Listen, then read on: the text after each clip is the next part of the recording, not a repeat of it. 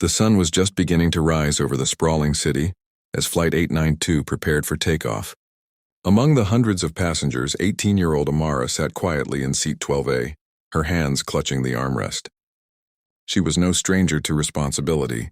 Her father had been a pilot, and she had spent hours watching him at the simulator, but she never imagined she'd one day be in the cockpit for real. Families were chatting, the flight attendants walking briskly down the aisle, and the engines hummed softly. Amara looked out the window, absorbing the calm beauty of the early morning sky. The captain made his final announcement. "Ladies and gentlemen, we'll be cruising at 35,000 feet shortly. Sit back and enjoy the flight." The plane ascended smoothly, gliding into the clouds, but a subtle tension hung in the air. The co-pilot's voice over the intercom sounded slightly strained. Amara's instincts pricked. Something wasn't right. She glanced toward the cockpit but quickly returned to her seat. Halfway through the flight, a sudden announcement caused a ripple of concern. "This is the captain. We are experiencing a medical emergency in the cockpit. I repeat, a medical emergency." Panic spread like wildfire among the passengers.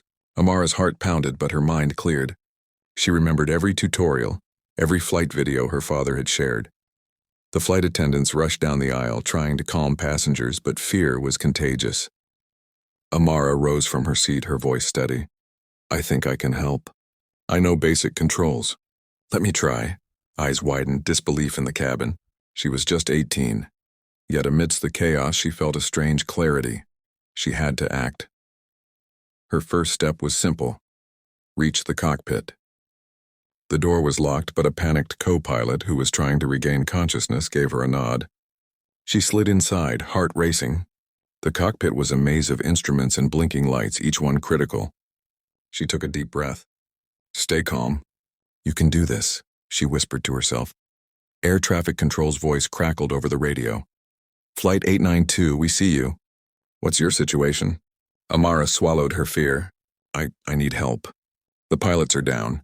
I've trained in simulators. Please guide me."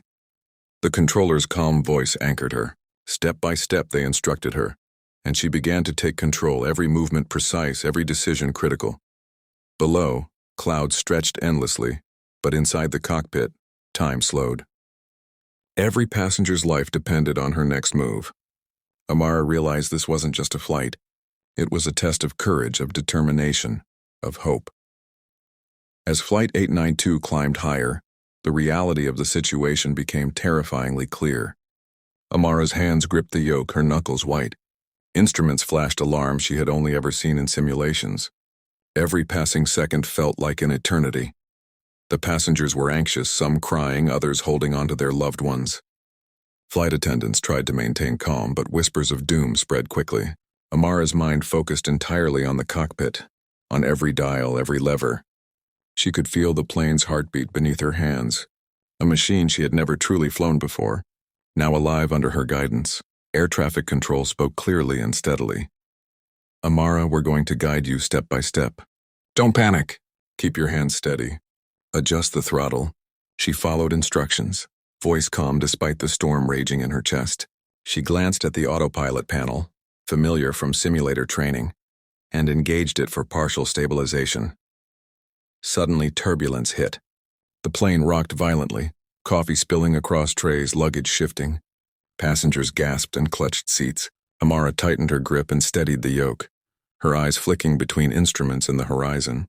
The controller guided her through minor course corrections, their words lifelines in a storm of panic. A passenger approached the cockpit door, fear written all over his face. "Are we going to make it?" he asked. Amara met his gaze. "We will. Stay calm, trust me. We're going to get through this together." Her words brought a spark of hope. She wasn't just a girl in a cockpit. She was a beacon of courage. Minutes stretched into hours. She monitored altitude, speed, fuel levels, and wind speed. Each adjustment required precision. One wrong move could cost lives.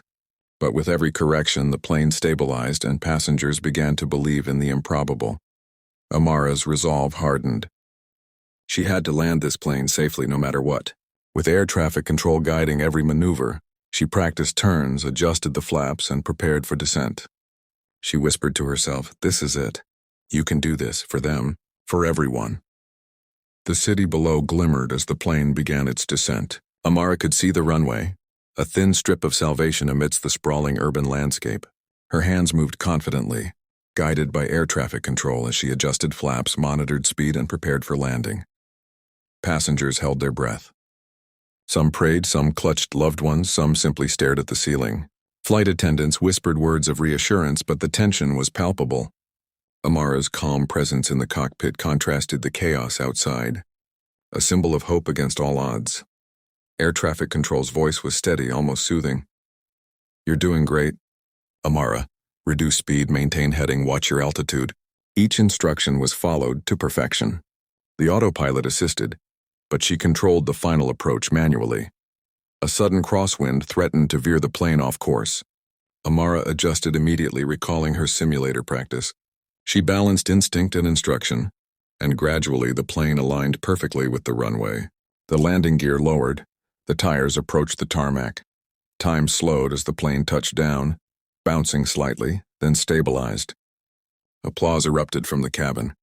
People cried, hugged, and celebrated silently. Amara exhaled deeply, her heart pounding, tears in her eyes. She had done it.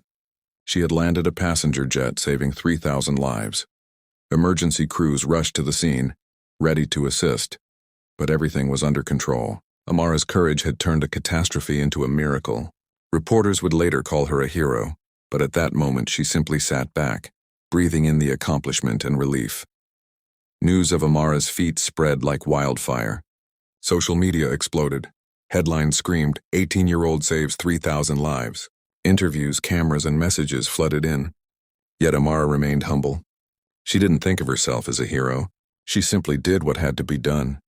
Her parents embraced her at the airport, tears streaming down their faces. "We always knew you were brave," her father whispered. "But this is beyond anything we imagined." Passengers thanked her personally, some with tears in their eyes, others with trembling hands. She had changed lives in ways she couldn't even imagine. Flight schools began calling, inspired by her skill and composure. Amara realized her future lay in the cockpit, not just as a passenger but as a pilot leading flights safely across the skies. The world had seen a hero, but she knew that courage, determination, and calm in the face of fear were qualities anyone could nurture. That night, as she looked up at the stars, Amara smiled. She had faced the impossible, and she had won. In every story, in every headline, in every heart that she had saved, she was a symbol of hope. A young girl alone in the sky had conquered fear and brought thousands safely home.